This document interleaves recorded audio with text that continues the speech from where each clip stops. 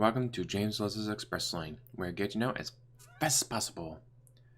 MundaneMatt is getting in on the BetterHelp bandwagon. I don't know what you want to call it, but Memology is the one who broke this open. Memology is the one who did the research. He's the one who found out all this shady stuff going on. Trying to get it out to the public is another matter. His videos are doing well. My video is doing well. Other people talking about it are doing well. Like, the more people who know about BetterHelp being a scam, the better. So, MundaneMatt talking about it might be a good thing. But here's the thing. I've not watched his video yet. So I'll have to wait and see what he does. Does he shill for it? Does he shit on it? Well, let's find out together. Everyone, how's it going? Matt Jarbo here. I wanted to talk a little bit today about the whole BetterHelp situation and YouTube sponsorship as a whole. Now, I am in no way affiliated with BetterHelp.com. They have never sounds like he's going to be defending it. Contacted me.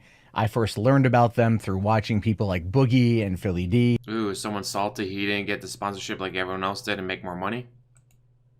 And others who brought them up. And as soon as I started seeing BetterHelp pop up everywhere, my first thought was like, oh, this is probably going to turn into Candid 2.0, because that just inherently is the way these sort of things tend to play out.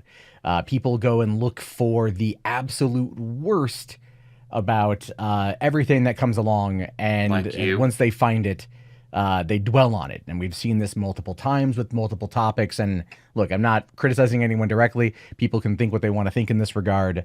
Lord knows I caught a lot of shit over Candid, which actually did very much cause me to take a lot of pause in regards to how I view sponsorship offers that come my way.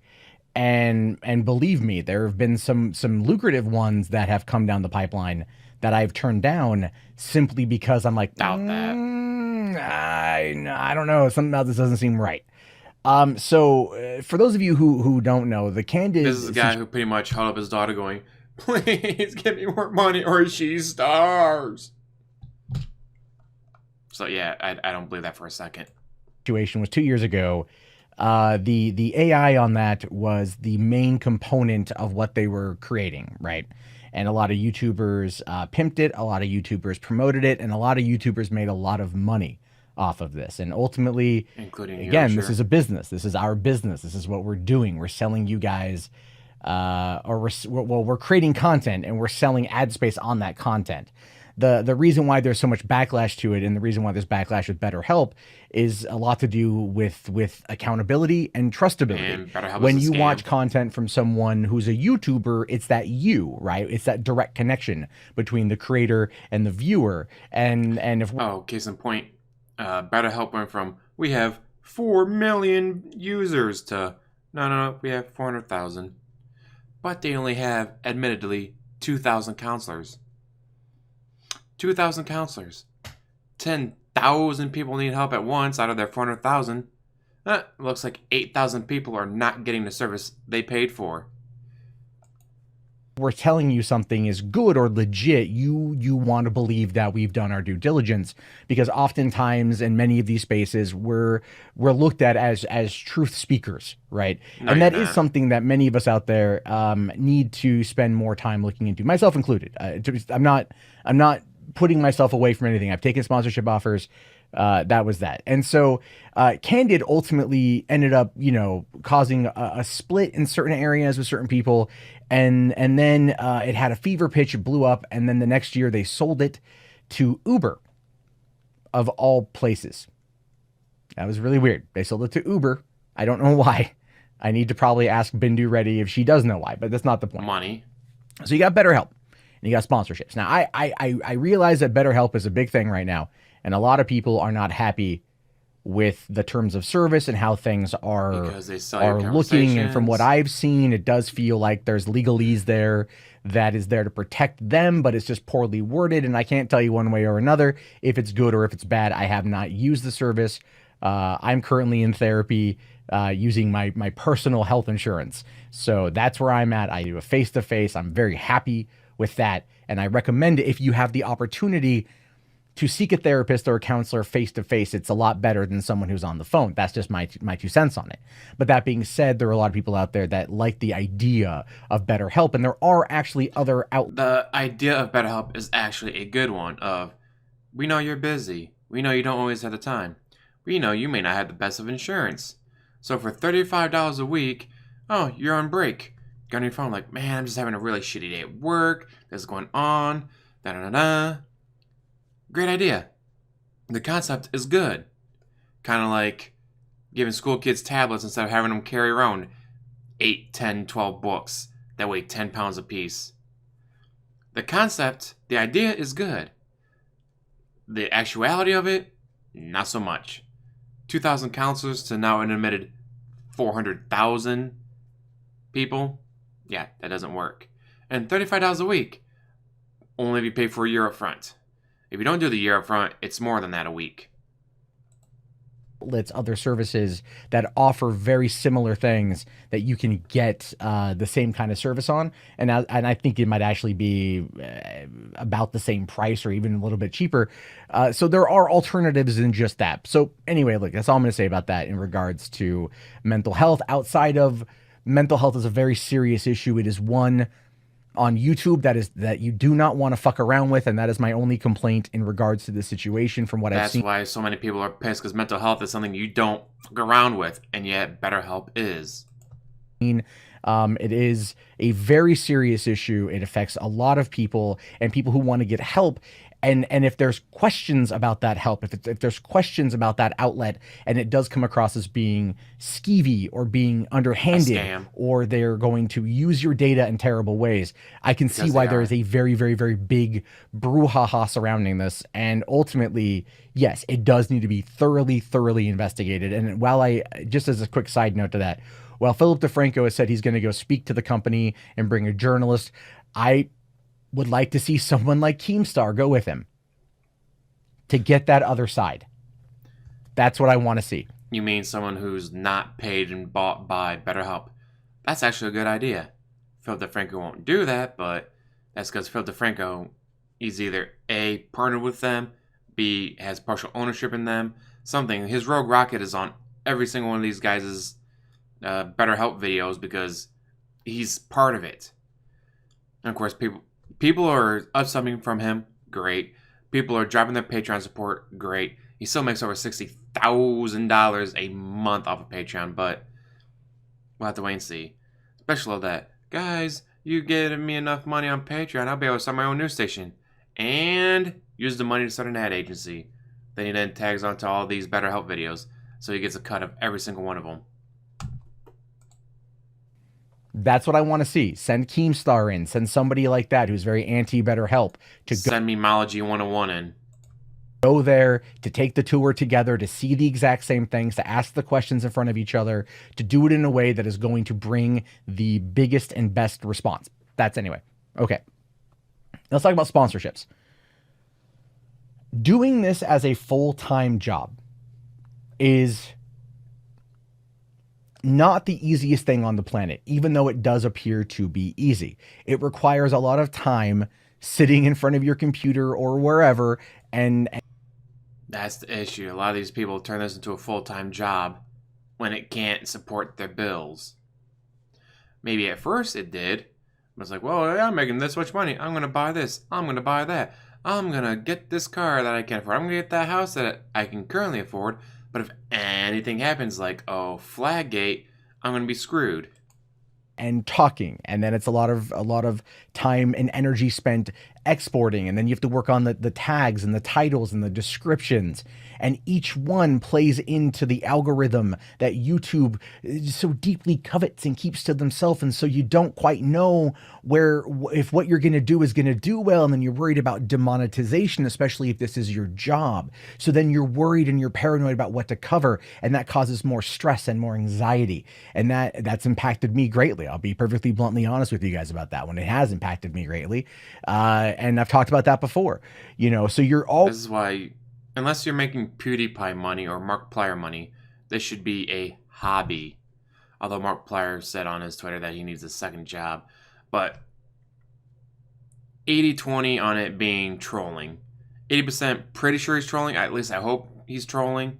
But he's like, no, serious. I need to get a second job because ad revenue's down. But ad revenue always goes down in the summer. Always trying to figure it out. And so the mental work that goes into doing this as a career is just exhausting. And so when you start, and keep in mind, 2016 was like the golden year for YouTube, right? Everyone was on top of the world, cloud nine in 2016. 2017 rolled around, adpocalypse hit. The adpocalypse, by the way, I just need to clarify this point. I have seen people say that it was caused by Candid. No, it was not caused by Candid. Uber's algorithm purchase did not impact everything. What happened with that essentially was at first the British government pulled advertising from YouTube because they found that ads were running on extremist content. Then the Wall Street Journal decided to target PewDiePie, as we learned through that particular hit piece. Then the Wall Street Journal, having had the claimed PewDiePie scalp, went back and wanted to find an offensive video that was running pre-roll ads, and they found that Chief Keef video that was running 3 pre-roll ads, and that's ultimately, and there's a couple of little things in there as well that caused YouTube to respond to the 216 companies that pulled out of YouTube and Google in that time frame, costing, and this is an estimation that I do not know if it's real or fake, but this is what I've heard, costing Google ultimately around $50 billion in lost revenue during that quarter, which is what caused YouTube to react, and bam, the adpocalypse began. And when the adpocalypse began, and then they changed their ad revenue thing from 10,000 views to 1,000 subs, 4,000 hours watched.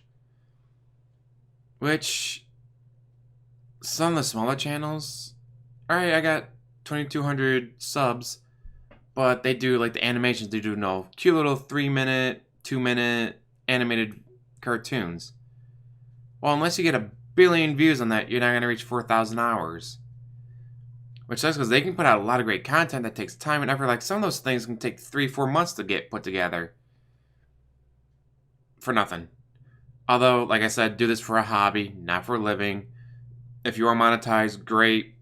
Use that extra income to buy a green screen. Oh wait, DSP already has one. Use that content to buy a tripod. Oh wait, DSP already has one. Use that content to buy stuff to make your channel better, or oh hey, I can throw this at my phone bill because I made an extra $30 this month.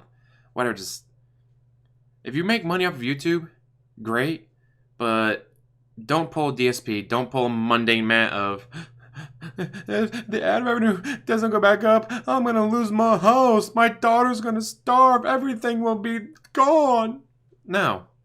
Unless you're making PewDiePie, Markiplier, or Jacksepticeye money, don't rely on YouTube. Have it be a hobby. Have it the extra income just be something, right? I can throw it at this phone bill. I can buy a better camera, buy a tripod, buy a green screen. Use it for just shits and giggles money. YouTubers who were comfortable from 2016, myself included, who thought this was going to be a better year, a banner year, growth, everything was better in 2016. Nobody was prepared for what happened. And so then you start getting these sponsorships. Now, these sponsorships come in, and these sponsorships usually come in through real shady-ass emails, and I do not like them. I hate the ones that I get, and I know people out there who do this will understand what I'm talking about. You get one from, like, a mobile game company, right? Now, I have been sponsored by Best Fiends Forever. They sponsored me in January of last year, so it's been almost 2 years. I played the game. I enjoyed the game. I liked working with them. It was a one-time deal, and that's that. And then since then, I started getting other offers. Some were offering me stuff like Super Mario Run, a sponsorship for Super Mario Run. And I'm like, oh, that's cool. Nintendo's reaching out. That doesn't seem like something Nintendo would do. And then I look into it. It's not Nintendo. It's another company that promotes third-party apps that get you coins to use in Super Mario Run. It's a very shady, deceptive practice. Then what they do is they offer a large sum and they go, oh, what we're looking for are videos like these. And then they link you to other larger YouTubers that are selling you these products. And I get a lot of those. I mean, there was about a 2-week period where it was one a day of these types of companies. And I looked at them, I looked at these games, I looked at what they were selling, and I determined, no, I don't want to do that. I don't feel that this is right. I don't feel that this is a thing. And I also noticed, and again, as this was the adpocalypse moving into the real hardcore squeezing phase, we're talking August of last year when the yellow demonetization symbol first reared its ugly head. When that happened, when that whole thing came about, we started noticing, at least I started noticing, and some friends of mine have corroborated this, but not to the degree that I can talk about it. But they've said that they started noticing that these types of mobile game deals were more. It was shadier, and the amount of money was less and less and less. And that was because these sponsorship companies, they knew they had YouTubers by the balls. They knew that they could come in at a time when people are uncertain, they're anxious, they are worried, they're depressed, they don't know what's going on. YouTube isn't saying anything, YouTube isn't communicating, and everyone is losing their mind because the @Team YouTube account is one of the most woefully inefficient entities ever. If you can find their video talking about himself or YouTube Con 2018 panel, I don't know if they put it up online. Trust me when I say you will want to run your head through a wall. A bunch of us were there this last year, and we were all like, what? They are outright lying to people in person over this shit. I'm not even kidding you. Anyway, as this was happening, these companies were coming in, realizing that they could basically take advantage. And through desperation, people don't check. They don't look into the terms of service. They don't do all these things. And as a result of that, they take these deals because they're a business. They're trying to stay alive. They're trying to continue what they do, what they love to do. And they're trying to find a way that doesn't basically make them go to the audience with a handout saying, this from the guy who practically held his daughter up crying, give me money or she starves. Right. Money, please. You know, because trust me, even though I'll push a Patreon, others push Patreon, none of us like doing it. None of us like doing it. We all feel terrible doing it. We all hate the fact that it's become like that now. And so that's a big part of the problem is the way that it's been perceived. So then when people are starving, essentially, and they're desperate, here comes other companies like, well, BetterHelp. And I'm only using them as an example. Again, I do not know for certain. And so what it is they are trying to build a service that charges you upwards of $260 a month for unlimited use of this counseling service. And that something, again, depression, mental health, things that YouTubers can absolutely 100% believe in, and they can attest to, and they will tell you that it's real. They will tell you, and they're not lying to you when they say it. They're not lying to you when they say that they're anxious and stressed out because the way that the system works. It's not like running a business, a front-facing business where, you know, customers come and they go and you get a better idea for how things are. Everything's up in the air. It's all being juggled all the time. And they're trying to then be spreading themselves to different platforms in order to jump on the next thing, whether it's Snapchat or Instagram or WhatsApp or whatever. And then they're still trying to do their home place, which would be YouTube, and they get more and they get more and they get more worked down. So then here comes a company like BetterHelp offering a ton of what money. I can only imagine is a sizable amount of money, like $200 per for person promotion, right? And I think it was said by Boogie, it was like $200 per person. Like, if 3 people sign up through you, that's $600 that goes to you, which is a hell of a chunk of change. About it. They look at it, they say, this is promoting the benefit of mental health. This is promoting people getting help that they need. This is allowing me the opportunity to get the help that I need. This is good. This benefits everybody. So they promote it. And I think all is good. They get their money, the company gets their business, people get help. It's a solid symbiotic relationship where everyone benefits.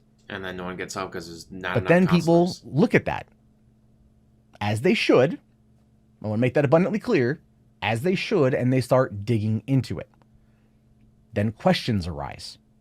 Questions about business parts of it arise. Questions like, how do you handle 4 million people, now drop down to 400,000, once people call them out on the 4 million bullshit number? How do you handle that many with only 2,000 counselors? Well, that's why for just $400, you too can be a licensed counselor. about how much money people make arise. Question about how much money people have made in affiliates have arise. And when those questions start to rear their ugly head, and not that they shouldn't be asked, by the way, but it's usually how they're presented. Because oftentimes the people that ask those questions are doing it from a preponderance of guilt. They are approaching it from that perspective first. That the person who promoted the product is willfully and woefully and taking money and trying to hurt people. And that is being skeptical, and they should be skeptical of these products. Well, the thing with Boogie's all, I don't handle that. I have a company, like I hired someone. They go, all right, here's the best deals. And they're the one who came to me with this. It's like, all right. So he doesn't have the issue of he has 30 emails a day to go through. No, a company goes through those emails. And they go, hey, here's what we think is best for you. And then he didn't do any research on it. Again, if he was handling it himself, dealing with 30 emails a day, trying to figure out which sponsorships to go with, okay, maybe you say, all right, he didn't do due diligence. But no, he has a company that shifts through him. Then the company said, hey, check this one out. And he didn't do his due diligence. He just went, all right, sure, whatever. Properties. They should be skeptical of these things. And I'm not trying to take a blame away from anyone here. I'm not trying to put blame on anyone. I'm merely saying that the cycle always finds a way to come back around. And so it is up to the YouTuber or the influencer, because that's what they're called, influencers, when getting approached over these properties, these products, to investigate, to look into, and to make sure that it is representative of their values and not just a quick cash grab. Because the best part about the BetterHelp scam is when they go to sign up a YouTuber, they make sure there's a counselor or two waiting for them. It's like, all right, when this guy gets on, be there, be ready, listen to him, no matter what. Wow, this is a really great service. Guys, you should sign up for this. This is a great service. Every time I logged on, no matter what the time was, there was someone there ready to talk to me. Well, yeah, because they were trying to get you to promote it. So they made sure very well that there's always someone waiting for you. It's for the YouTubers, like the ones that use them, wow, this is actually a great service. Yeah, they got what the service is being offered as, a 24/7 counselor. Unfortunately, the only reasons they got that better service is because they're the ones that are going to be promoting it. Everyone else, sorry guys, you're SOL. We got 2,000 counselors for 400,000 people. Cash grab. And trust me when I say this, the way they frame these emails, the way they frame it, it feels too good to be true, right? Because it really does appear to be too good to be true. It's do a video, X amount of money. That's it. Since we do videos anyway, it's just this, oh, yeah, no, I could do that, right? It's do that. I mean, that's essentially when I did Candid. That's what Candid was. Like, here, play with the app for a couple days, do a video, that's that, right? Talk about these key points, things like that. That's it. You're good. It was easy. It was easy. In retrospect, should have looked at it differently, 100%. I mean, that's how it is. And all I'm saying here is that when the people that are furious at those who have made videos about it, who have taken the money, I think there's more to the story on that person in regards to, then they're not just. I don't think there's not a lot of backlash coming on to people who, like, all right, Boogie's getting some because obviously should have done his due diligence. But for the most part, it's not the Boogies that are getting shit on. It's Philip DeFranco. Because Philip DeFranco he's the rogue rocket. He's the guy behind the BetterHelp stuff. Like, he's the one doing this. He's the one who said, all right, go to that YouTuber, go to that YouTuber, don't go to him, go to her, go to him, don't go to her, go to him, don't go to him. Like, he's the one who, apparently, he's the mastermind behind all this. That's why Philip DeFranco is the one getting shit on.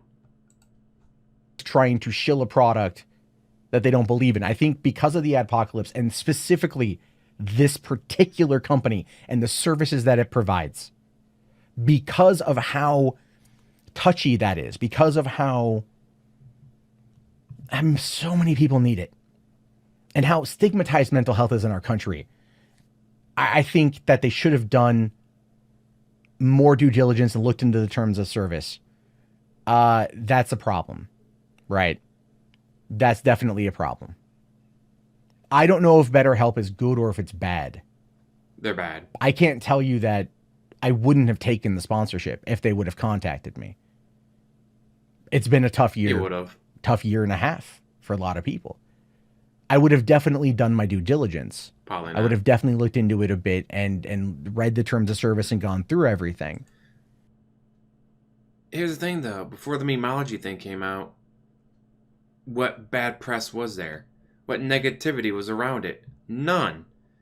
Before the memology thing, if you Googled it, but like, wow, BetterHelp is such a great service. Here's all these 5-star reviews. It really wasn't until the memology thing came out that, oh, hey, it turns out it's a scam. So, even if you did do your due diligence before the memology thing, what would you have found? You would have found Phil DeFranco sponsoring it. Phil DeFranco saying, this is a great service. Phil DeFranco saying, use this service. It's a great service. You wouldn't have found too many negative things about it. Because I learned my mistake from before. I So I guess learned that from kind of last time. excuses Boogie, So- even if he did do his due diligence. I But he guess said look he at it like didn't. that as well. Is this is a learning situation for, I think, many people. And there are people out there that do believe in the product and they want to support it, and there's that too. I think the reason why these situations blow up the way that they do is because there are people out there that I you know, it's not, I don't want to put it on people. I don't want to say people because I feel like that's putting blame. I don't want to put blame on anyone. I think there are people that are using the service, promoting it because they believe in it. And there are people out there that are questioning it and criticizing it because they don't believe in it, but they believe in the sanctity of everyone having the knowledge and having all of that. And I think that is good, by the way. I think that is very good. Like So I don't memology. want to say there are people, because I feel that's the wrong move. But what I feel like here is that this situation really does boil down to communication. It really does boil down to people talking about it, right? And it boils down to the company providing that and providing those kind of resources, providing those kind of answers. Like I said at the beginning of this, and I'm going to wrap this up because things have been going on for a while than I've wanted to. I would love it If BetterHelp if got when a hold of Philip you. DeFranco goes to BetterHelp and meets with them, and he's got a journalist with him. That's a third party. That's great. But someone like Keemstar should be there I too. was like, who's going to be the third party? Someone who has journalist? been very outspokenly against it should be there. Because I feel if both parties are there, that would keep everyone honest. And when it comes to this situation, when it comes to BetterHelp, when it comes to mental health and mental health stigma and the promotion of companies that are meant to benefit people and better benefit their This third party journalist thing, who are they going to be? How are you going to prove they were there? How are you going to prove it's not someone paid off by Phil DeFranco? Like, oh yeah, they have the same last name as me, but I swear they're not related to me, dude. All right, yeah, it was a cousin. Yeah, I paid him 10 grand, and yeah, he did whatever I told him to do. But dude, I swear he was a third party. I can totally see that happening. mental health, that is what should be done. And if you're a YouTuber and you get sponsor offers, read the fine print. Don't jump at it right away because the money looks good. It's a mistake many of us make. It's a mistake many of us have done. But only we can be better.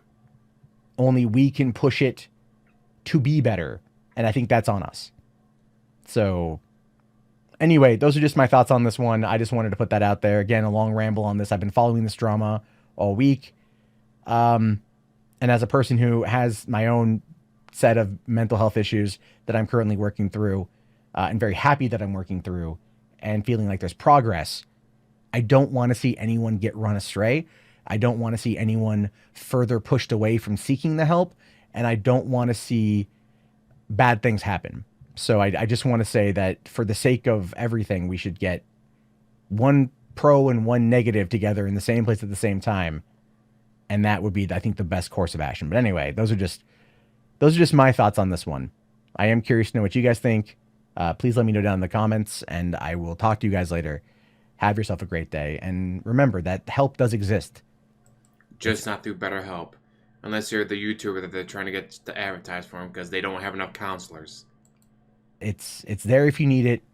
Please don't hesitate. Please don't hesitate. If you feel you need it, go and get it. There's always an option.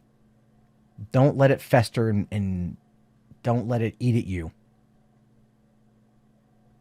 That's all. That's all. Anyway, I'll talk to you guys later. Have a good one. It's just,